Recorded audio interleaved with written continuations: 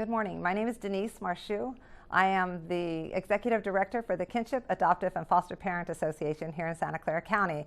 And I've been invited here today to talk a little bit about how you become a foster parent, who becomes a foster parent, and how CASAs can work with foster parents. So I'm going to take you kind of on a little journey about where it starts and the middle and how it ends with the children in our foster care system. First, I want to talk a little bit about myself. And I have 9 children. We're in the process of adopting our 9th. We have 5 biological children, and we have 3 adopted children. In our journey as foster parents, we fostered about 120 children, and 3 of them just decided, and now 4 of them, to be part of our family. So I have a little bit of experience in a lot of different things. I was an ESH home, which is emergency satellite. We did long-term guardianship. We did long-term foster care, adoption, and I also had a nephew in my home at one time. So I think I've walked in just about everybody's shoes as far as foster care goes. What I do right now is work for the Foster Parent Association, and we are located on the Julian Street office at the Department of Family and Children's Services, and we have a resource center there. Well, I have a small staff. There's about 4 of us in the office, and we do tremendous amount of things. We give out items to families. We get the sleep train donations, if you're familiar with them. So we get blankets and jammies and shoes, and every month we have a giveaway for our families, and every month we have activities for our families. We have ice cream socials. It's so important to get foster families and the community together. So we really thrive on getting families into different activities, get them trainings, keep them together, keep them connected in our community. And as you become a CASA, you will see that you become part of that community too, and with the children that you are caring for. So today, first of all, I'm going to talk about resource families. And we're kind of changing the name of foster families in Santa Clara County, and eventually it'll be throughout the state of California. Right now, there are still foster families, but it's moving towards being an RFA home, which is a resource family approved home. It won't be under community care licensing any longer. It'll be under this approval and throughout the state. So process is the same, it's just the name is changing to an approved home instead of a foster home. So my first thing is, who can become a foster parent? And we really look into the community. We want everyone who's willing to take a child in their home, who has the patience, who has the love and the commitment for our community, to take a child in their home. So we have single parents, we have married couples, we have senior citizens that now have retired and their children have all grown and they've come back into the system and want to help out children in their community. Doctors, lawyers, clergy, we have librarians, just about every walk of life come in to be foster parents. We have gay and lesbian couples as well as married and single couples. If you're over the age of 18 and you are able to take care of yourself and your family and are willing to open up your home for a child in their community, you can start the process to become a foster parent. Okay. Let's see, some of the reasons why people become foster parents, there's lots of different reasons. When I was a little girl, I thought of being a foster parent. The first time I heard about it, in fact, I told my adopted children that the first time I ever heard about being an adoptive parent, I loved them. So it was way before I knew who they were or if they were a boy or girl or their names. I kind of fell in love with wanting to be a foster parent. It takes many years usually for a family to really decide that, yeah, this is what they want to do. So it is quite a process. Some people aren't able to have children and they really want to be able to adopt one of our county's fragile children, and they come in this system for that. And again, it could be a retired couple, it could be a young couple just starting out, it could be a young family that has 2 or 3 children and now want to do that outreach into the community, and that's how they can do their community service. I feel that being a foster parent, it's a 24-hour day, 7-day-a-week volunteer job. You do it because you love the children and you want to give back to your community. Some people can donate things and some people can actually open their door I always encourage people, no matter what you want to do for the children in your community, it makes a difference. So whether you have a child in your home or you become a CASA or you become one of those regular donors that we have, that really helps our kids.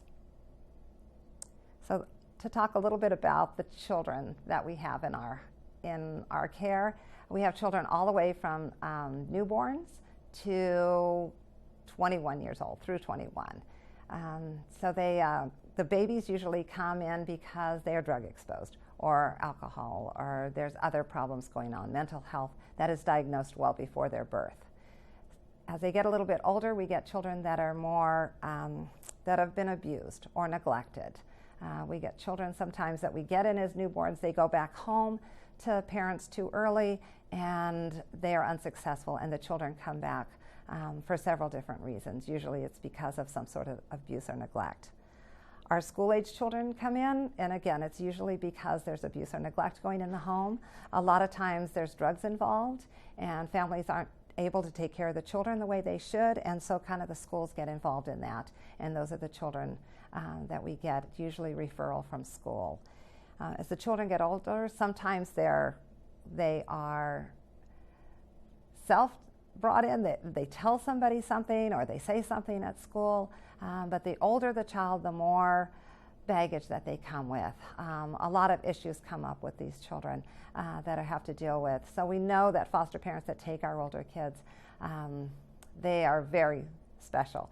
Everybody used to say when I took babies in my home that, oh, how nice that you take these babies in and how lucky they are, and it must be so much hard work. But I tell you, I have raised many children, many teens, and those people that take in those teens are saints.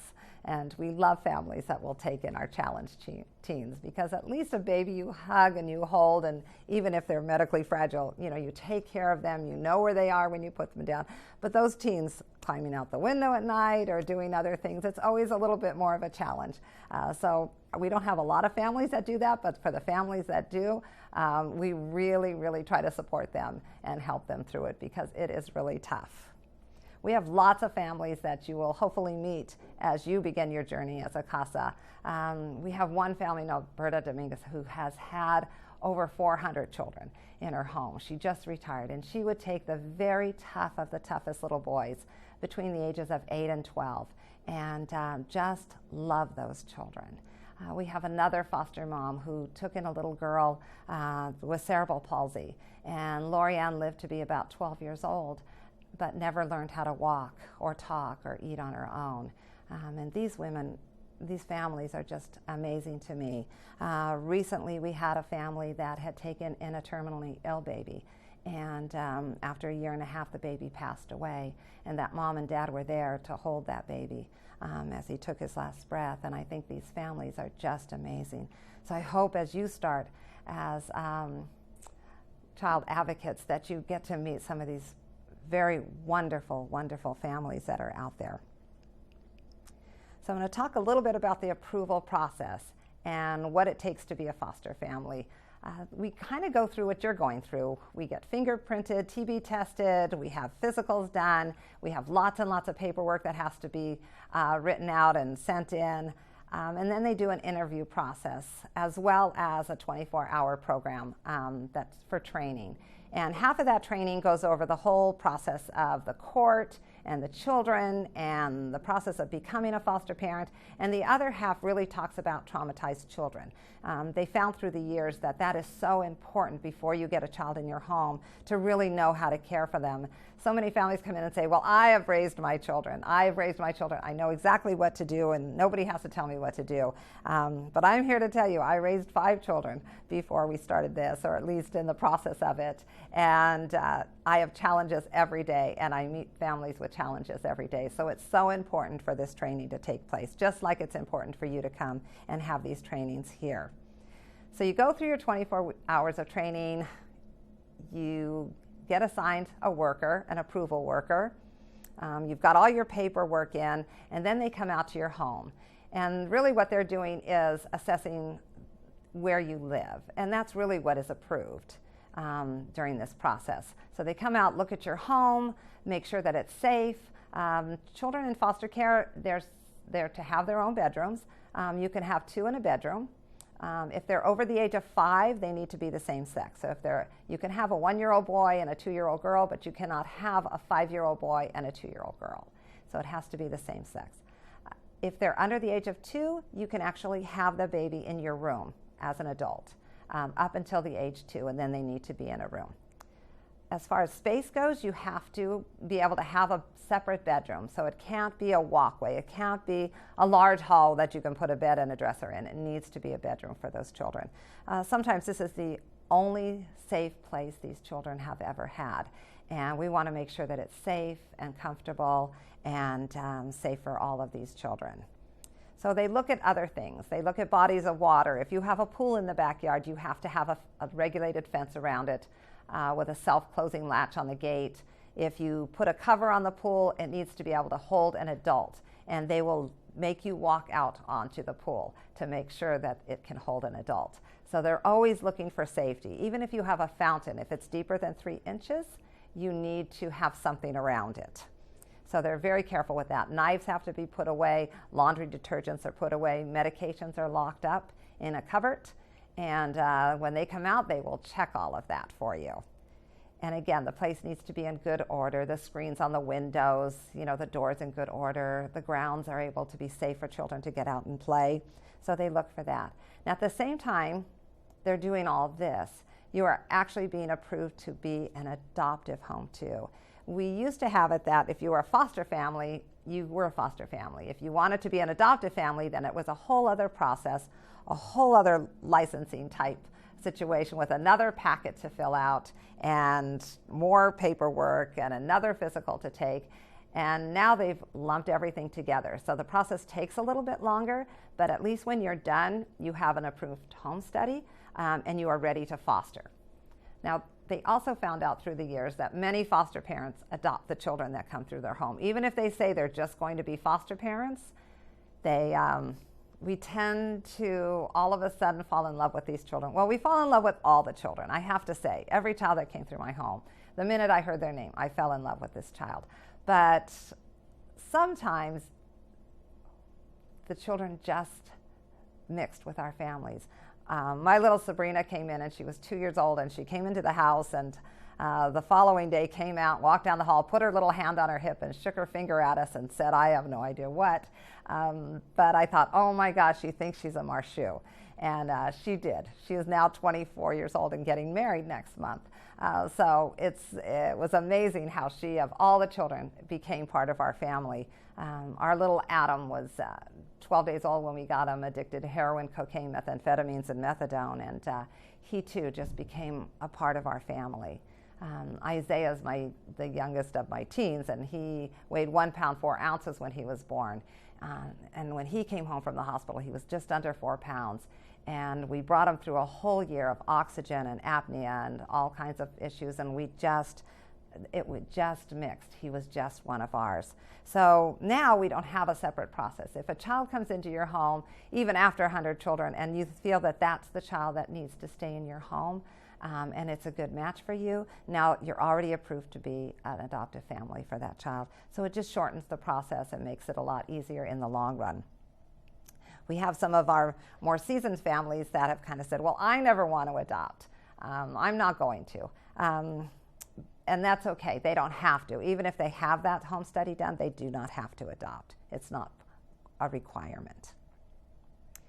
So once you get your home all approved and you've got all your paperwork in and you've got your assigned approval person, then you start looking at placement. And you can pretty much tell them what's going to be best matched for your family. If you only want to take in babies, then you can do that. We don't have a lot of babies, but we do have families that just specialize in babies. If you just want medically fragile children, we have children that are very medically fragile, up to even teens. And so they will accommodate that. If that's your expertise and you have experience with that, that's wonderful, because we do need those families. If you want to take those tough teens, then we love you best, because they are tough, but they're also wonderful children, and they just want someone to really care about them. And so you can really tell people, if you tell your worker if you would like boys or girls, what mix is best in your family. You really do have a choice with that. Although sometimes they will try to convince you to take a little bit more. We had a placement worker named Carol, and she could place anything in your home. She could take probably an elephant on a street corner and say, Denise, we have this baby elephant, and I know this baby elephant would thrive in your home and be the best placement. We know you'd be a wonderful parent for this baby. And we would have probably taken that baby elephant. She was so good at placing children. It was amazing. And every time she was supportive, and she helped us with those children, and so it really made a big difference. So she was really good. We're a little bit more cautious now with children that we get in our homes, but she was really good, and you do have a choice. So when you see a family, they're able to tell what they wanted in their home or how they could best serve our community. Now there's several different types of placements in foster care. I said a little bit about ESH, and that's Emergency Satellite Home. And years ago, this title came because these children were considered an extension of the children's shelter. Now, we don't have it at children's shelter any longer, but the name is still Emergency Shelter Home or Emergency Satellite Care. And they come to us at any time of the day and night with very little knowledge. We have very few things about them. Usually they come with the clothes on their back, and that's it. So we usually know their name and hopefully their age and their birth date, and know very little about them other than that. And there's a rate that goes along with that, the rate for foster care, and we'll talk about that in a little bit, is a little bit higher for the Emergency Satellite Home because that foster home is required to do everything for that child, to get them assessed, to get them into school, to get them clothing, to get them diapers, whatever they need on an emergency basis. They also are very short-term, or supposed to be short-term. They can be with you anywhere from a couple hours to a couple months. My 3 children came as emergency satellite homes placements, and they stayed forever. So we never knew when we were picking up a child how long that child was going to be with us.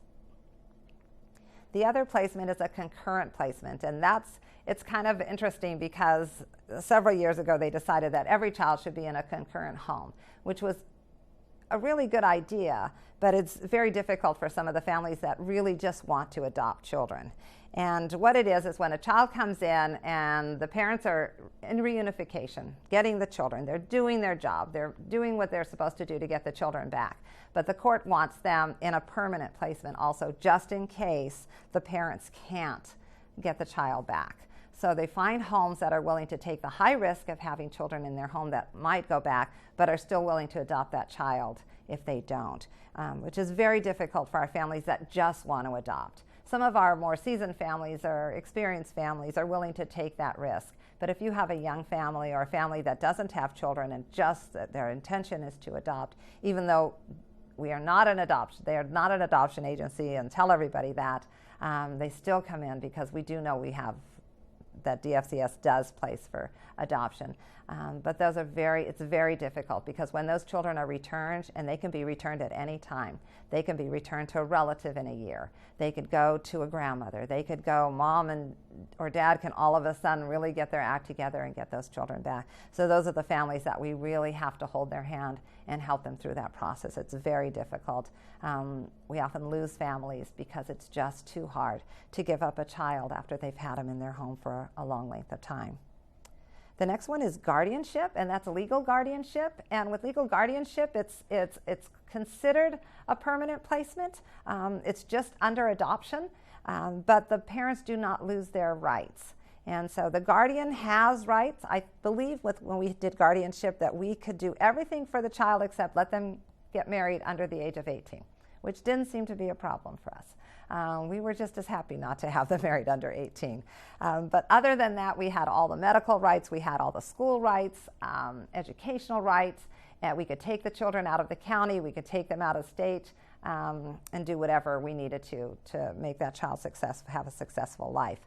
And then at 18, though, the guardianship ends. And so the child reverts back to the full under their parents, but as an adult at that point. With long-term care, a lot of our teens tend to be under a long-term care because they don't want to be adopted. Yet they're not able to go back home. And so they're kind of in the middle. And so they do not like to do that with younger children. They feel that all children need a permanent plan. So you'll see some of the teens that are in long-term placement that just kind of age out in the foster care system instead of being adopted or legal guardianship. And the last one, of course, is adoption. And those are children that are freed in court, that the parents were unable to get them back successfully and to care for them. And so it goes to adoption. And when you adopt a child, you have full legal custody and rights over that child forever. It doesn't end at age 18. They take your name on, and it is the best permanent plan for a child. So now we're going to talk about working with the foster parents and working with family, because that's what this is really about. But it's really nice to know a little bit about who the families are and what they do and how they get to where they are. I always love to tell a few little stories. Now, one thing about being a foster parent is that you know hundreds and hundreds of stories. So I want to tell you one little story here, and that is about our little Adam. And this is going to change your life. I'm going to tell you this right now. You'll never think the same way again. And when Adam was about 3 years old, we went on vacation, and we were in Tahoe. And it was about 4 in the afternoon. He went down to the bathroom. About 20 minutes later, I sent my daughter down there to see what he was doing. So she goes downstairs, and she calls me. She goes, "Mom, come here and look at this." I said, "Okay." I thought, oh, my God, now what is he doing? I went downstairs and looked in the bathroom. And this little tiny child had made the biggest spit wads you had ever seen. He threw them on the ceiling, he threw them behind the toilet, he threw them on the wall. And I said, "Adam, what are you doing?" And he goes, "Look, Mommy, I made clouds." And I thought, oh my goodness, I will never look at a spit wad the same way again. I didn't realize it was all these children, that they were being creative and making these beautiful clouds. So anyway, and I told you, that'll change your life. You will never look at a spit wad the same way again when you see them in the restrooms. Anyway, so the end of the week came, and we all got in the car, and I told my daughter, Annalise, I said, "Go back and take those off the wall, because I don't think the next people are going to appreciate those clouds as much as we did." But it's funny, when I get all my children together, we remember the fun things that happened with the kids. And we had a lot of struggles. We had a lot of children that were medically fragile. We had a lot of things that we missed because we were caring for these children. But when you talk to my kids, they really do remember the fun things that we did together, which is really, really nice that they bring that in. And we taught these children things that they will never learn anywhere else in their life. And we talk about that, how even though it was tough times, the commitment, the understanding that they learned for the children in our community, the love that they were able to give even to somebody that had no blood relation, that had nothing to do with their family, but they were able to bring into our family and treat them like a brother and sister and absolutely love them. I think for foster families and children in their homes, it's really a gift. It can be a big struggle, but it's also a gift for those children. So working with the foster family. You may have a foster family, you may have a family that's in concurrent, who the child they want to adopt. You may have a kinship or relative caregiver family. So it's really going to depend too on their situation. So you kind of have to get to know that a little bit. It's all about mutual respect and talking to the foster parents. So the first thing you want to do when you get a child, well, the first thing I'm sure you want to do is go and grab that child and make things all better for them. But what you really want to do is call the foster family and talk to them about what's going on with the child in their home, how long they've had them, what's working, what isn't working, what are their struggles, where can you fit in with all of this? Because the foster family, you actually have a stronger voice in court than the foster family does. The foster family is kind of on the bottom. We always have been, because we've been considered a caregiver instead of part of a professional team. Now, they say we're part of a professional team, but that isn't always the case. And so foster families really welcome the opportunity to work with someone who's really going to listen to what they have to say because they know about that child. They're with them 7 days a week, 24 hours a day. They know that if they have a visit and it's successful, that the children are happy. Or maybe they cry when it's successful because they don't want to leave. Or they know that how the child reacts when the parents don't show up. So it really is important to get to know that foster family and talk to that mom about that child. So the first phone call, that's what you're going to do. A lot of our CASAs want to take the children out somewhere, which is great, because some of us who have many children, it's really nice if one child isn't in the home that day. It's like, I don't care if it's the best child, the quietest child, the most spirited child, it gives us a little break too. So it's really nice if you do that, but work it out with the family. You don't want to pick up a child on a day that they're going to be doing something with the whole family and that child's going to miss out on. You don't want to make an appointment on Tuesday night, and perhaps that's the only protected night that that family has, that they can actually all sit down and have dinner together. Because you know they're doing therapy appointments, they're hopefully have the children after school activities, they've got things going on every night, and sometimes that Tuesday night is the only night that they can just sit and be happy together. So you want to be respectful of that. Your first visit with the child should be in the family's home, if at all possible. Sometimes it's the first safe place that that child has had. They're getting to know the family, they're there for a while, and you are a stranger. And as kind as you are for wanting to do this, this child has had so many strangers in their life that you are just another one. And you want to be respectful of how the child feels about that and get to know them a little bit. Come into the place where they feel safe. Talk to them, sit down and play a game, read a story, whatever it is. Talk to the foster parent. If they see you're talking to the foster parent, it'll make it feel better for them too. They'll be a little bit more relaxed when they talk to you if they know that it's okay with that person. So it's very important to come into the home. Now, if you come into the home at 5 o'clock in the evening, you can expect, if there's more than a couple of children, and even with a couple of children, to have a very busy household. If you walk into my house at 5 o'clock in the evening, we've got backpacks, we've got little shoes and socks, we've got things on the table, we've got things cooking in the kitchen, and so it's a busy, busy household. It may not look like you're home at 5 o'clock in the afternoon. It probably looks a little bit scattered, maybe. But I'll tell you, if you come to my home at 11 o'clock at night, between 11 and 5 in the morning, it is clean. It is picked up, it is in order, and the children are all safe in bed. But you get them up again and it starts all over again. So sometimes there's a little conflict of what a CASA's description of clean and tidy is and what a foster family's description of clean and tidy is. And if the children are clean and the house is clean, it can be a mess. We can have toys all over. We're supposed to have toys all over. If you walk into a foster home that has 5 or 6 kids and you don't see any little socks and shoes on the floor, and you don't see any crayons on the table, and the place is spotless, to me, that's a sign to worry about. Because where do those children play? What are they doing all day? So it's important to kind of look at the whole picture when you're coming in to a foster home. Another thing is, if you come in the evening and you want to stay in the home, help the child with their homework. Do something specific with them, because it's a hectic time of the afternoon. It's time for everybody to do their homework. It's time for baths. It's time for teeth brushing. It's time to do the dishes in the kitchen. And so you want to make sure that you're a part of that, and that the child feels that you're a part of it, and accepting not only who they are, but where they're living right now. If you want to take the child out for the weekend, or if you want, like to Great America, make sure that the foster parent knows ahead of time, way ahead of time, because sometimes it's a good opportunity for them to go there too with the other children and have one less to have to watch. Not that they're going to be with you, or not that you want them to be with you, but it's really a nice time for them to be able to go, maybe with just a few other children, but then have the same experience for all the children in the home. If you're going to bring a gift for the child, you want to make sure that you look at the composition of the family. If they've got 3 other little ones around that child's age, you might want to stop at the dollar store and get something for all the kids, whether it be coloring books or color crayons, because they're all very needy.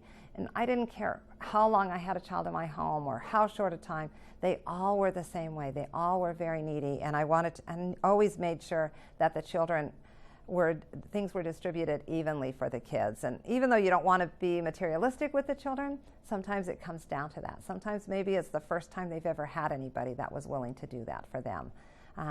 So it's very important to be cautious of that and conscious of it, so that you know what the family dynamics are and aren't showering this one child with gifts and having others that feel that they're getting nothing. Okay, let's see. Respecting the family protected time. We talked a little bit about that. If they've got Sunday Mass on Sunday, then you don't want to be taking that child out at that time. If they've got something to do on the weekend, even if it's your Saturday and something comes up for that whole family to be able to do, you need to be respectful of that. And we know it's very hard sometimes. After work, you have to figure out the time that you can spend with that child. But again, you want to respect that child's time first. And that's most important. Even though it might fit into your schedule, you might have to bend a little bit to make it work for that child. So I'm going to talk a little bit about rates now. Now, we've talked about the children, we've talked about the home, we've talked about working, but one of the misconceptions in the community is that foster parents foster for the money. And I'm here to tell you that that is not true. It can't possibly be true. The things that we do for these children, it can't possibly be for the money. So what I have is, I broke it down a little bit. For a child in the system between the ages of 0 to 4, a family gets $640 a month, which is $21.33 a day, which is 89 cents an hour. Now, for 89 cents an hour, they're supposed to buy their diapers, buy their clothing, take them to all their appointments, make sure that they have their visitation, drive them wherever they need to be, have their door opens for social workers and CASAs, and care for that child 24 hours a day. So as you can see, 89 cents is not going to make a foster parent rich. But it is a huge misconception, and every time you talk about a foster parent, people say they're in it for the money. They have to be in it for the money.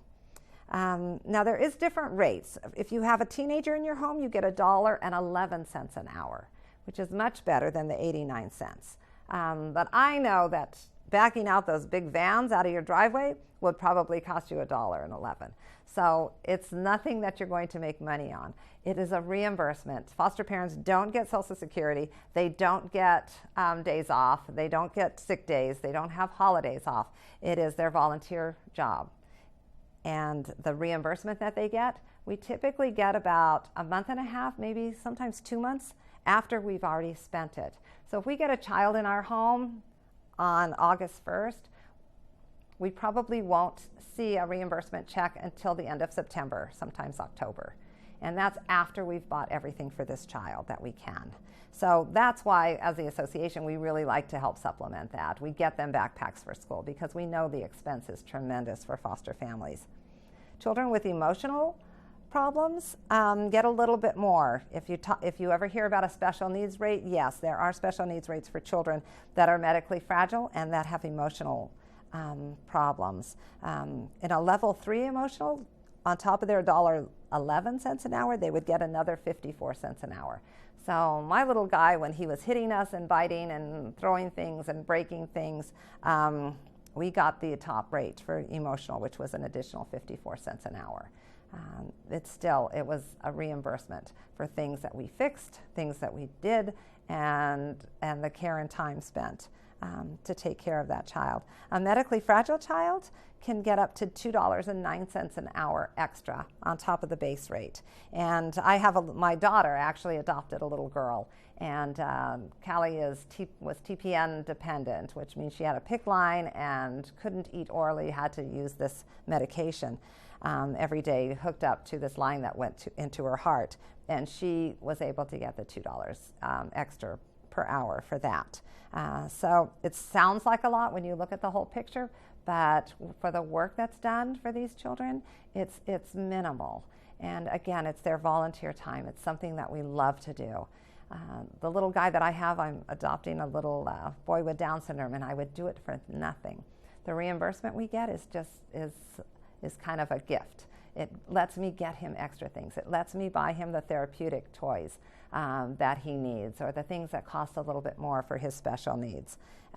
But again, it's very minimal, the amount that's reimbursed to foster parents. So when you talk to a foster parent, if you ever hear anybody say, they make so much money, they're just doing it for the money, hopefully you'll remind them that can't possibly be the case, because you can't possibly get rich in our county for $1.11 an hour. I don't think, not that I know of. But I have to say that it's definitely worth it. If you love these children and are committed to them, you'll do it for anything. Okay. So we're going to go back a little bit, respecting the family, keeping communication open. To me, that's the biggest thing. If a problem arises, sometimes our children are very needy, and they get this person that's willing to listen to them, that they feel safe with, and so they're gonna tell them all kinds of things. We've had children that said that they never feed me. My foster mom never feeds me. They never buy me anything. They never take me anywhere. They never let me do this or that. They let everybody else do this and they won't let me do that. So when you hear from that child, you have to validate that child, but you also have to go back and talk to the foster parent then. It's so important for you to keep that communication open. And once the child feels safe all around, they'll start communicating with everybody. And you'll hear the real things instead of the sensational things that sometimes they come up with. But if you have a concern, you make sure that you tell your supervisor. You make sure that you talk to the foster parent. If you walk into a foster home and there's something that you feel is unsafe, you need to take care of it that moment. Don't walk out that door thinking, oh, I should have told them to unplug that. I should have told them that there was that bottle down on the sink. Take care of it at the moment. If you feel it's worth reporting when you're done, then you need to report it. And we understand that. That things need to stay safe. But sometimes things just get past us in the house and we don't see it. If we've been cutting chicken and the knife remains on the counter and you feel it's too close to the side, tell the foster mom, push that knife back. Anything like that. If you go into the restroom and there's something out, tell the foster mom, this was out, what do you want to do with it? Because sometimes you're not the only one in the house and other ones will leave things out or put things out. So it's so important. But if you really feel it's a problem, then make sure that you report that to your supervisor so that it doesn't happen again or that somebody can follow through with that. Being a strong voice for the child. You are the strong voice for that child, and we continuously tell foster parents that to work with that CASA because they will be in court, and when you can't be in court or when you can't say something in court, the CASA is the one that you want to have there so that they can say things for that child that need to be said. Foster parents and child advocates don't always agree on things, and that can be troublesome. In fact, that's probably our biggest problem that we've had with some of the advocates in the past, because everybody always asks, what are the issues that come up with child advocates and foster parents? A couple of things are the house, if it's unclean or if it's untidy. And again, we talked about that, about having standards differently for families and for children, and when there's a lot of children in the home, and those standards are going to be different than yours. The other thing is, if the child is complaining about things, make sure that you talk to everybody about it. Don't just keep it in or take it back every time and not say anything to the foster mom. If they're saying that they're not getting enough food, certainly talk to the foster mom. And it's probably because they wouldn't buy them something special that they wanted or something specific. It's very rarely that the foster parents aren't feeding a child. But like every walk of life, some people do the wrong things. And so it's really important for you to remember that also. So when you are working with a foster parent, if you do see something that doesn't feel comfortable with you, make sure that you report it. Oftentimes I'm asked, well, we only hear about foster parents, and all we ever hear about is when they're doing something wrong. So there must be a whole bunch of them out there that are doing things wrong. And I always say that, it's like every walk of life. People do things wrong, unfortunately. People get into different places in their life and do things that they aren't supposed to do. And it's the same with foster parents. Sometimes there's one out there that isn't doing it for the right reason or does something wrong. And we certainly want to make sure that they are either given training for that or not allowed to foster any longer. So it's really important to get that relationship going with them and really find out what's going on. And if the child does have a complaint, then to follow through with that. It's one of the most important things that you can do, aside from being that voice for children in court. So a lot of times the child advocates will ask, well, who needs us the most? What age group should I be working on? And really there's every age group, everywhere from those little infants that come into care to our teens, to our 20-year-olds that are still struggling on what direction they're going to go in life. They all need that extra voice in court. I would say the hardest group is probably those little boys between the ages of 8 and 12 that one foster mom did so beautifully with, because they just struggle and they have a lot of anger in them, and a lot of those children really just have a hard time with it. We had a little boy, Aaron, who was medically fragile, and he passed away just before he turned 2. And he was at Lucille Packard for about 6 months. He had went in for open heart surgery and on June 1st and passed away just before Thanksgiving that year. And I would have loved to have had somebody kind of walk that with me. I would have loved to have had a CASA with me to sit at those appointments and to sit and talk to those doctors every week, or to go up and visit with him every once in a while. It was very, very difficult. So some of our families that take our most fragile children, it would be so important and wonderful for them to have that extra support, to have somebody there to kind of hold their hand and to help them with that child through the court system or through the medical system. It's very difficult. So really, any age, whatever you choose, it's going to make a big difference for that child that you're going to be that advocate for. So I think I'm going to wrap things up. I know we're really done early. I apologize. But I'd like to read one more thing. And this is a poem that I found years and years and years ago when I was just starting to foster. And it just hit home. It feels like this is exactly what we're supposed to be doing. And not only for foster children, but for all our children and for everyone else's children in the community. So I'm going to read this poem to you. Let's see. We have responsibility. We have responsibility for children who put chocolate fingers everywhere, who like to be tickled, who stomp in puddles and ruin their pants, who sneak popsicles before supper, who erase holes in math workbooks, and who can never find their shoes. We have responsibility for those children who stare at photographers from behind hungry eyes, who can't bound down the street in a new pair of tennis shoes, who were born in places we wouldn't be caught dead, and who live in an X-rated world. We have responsibility for children who bring us sticky fingers and fistfuls of dandelions, who sleep with the dog and bury the goldfish, who hug in a hurry and forget their lunch money, who cover themselves with Band-Aids and sing off-key, who squeeze toothpaste all over the sink, and who slurp their soup. And we have responsibility for children who never get dessert, who have no safe blankie to drag behind them, who watch their parents watch them die, who can't find any bread to steal, who don't have any rooms to clean up, whose pictures aren't on anyone's dresser, and whose monsters are real. And we have responsibility for children who spend all their allowance before Tuesday, who throw tantrums in the grocery store and pick at their food, who like ghost stories, who shove dirty clothes under the bed, who never rinse out the tub, who get visits from the tooth fairy, who don't like to be kissed in front of the carpool, who squirm in church and chat on the phone, whose tears we sometimes laugh at, and whose smiles can make us cry. And we have responsibility for children whose nightmares come in the daytime, who will never eat anything,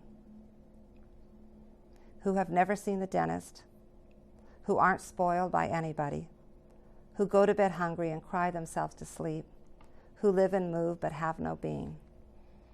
We have responsibility for children who want to be carried and for those who must, for those who never give up and for those who don't get a second chance, for those we smother and for those who will grab the hand of anyone kind enough to offer it. And we have responsibility for those children who really don't want us but need us, and for those children who come into our lives for a moment and remain in our hearts forever. And we all have responsibility for those children with broken promises, broken spirits, and broken hearts. We have responsibility to reach out without judgment, to love unconditionally, and to make a difference to every child whose lives we touch. Thank you so much, and best of everything. That's it.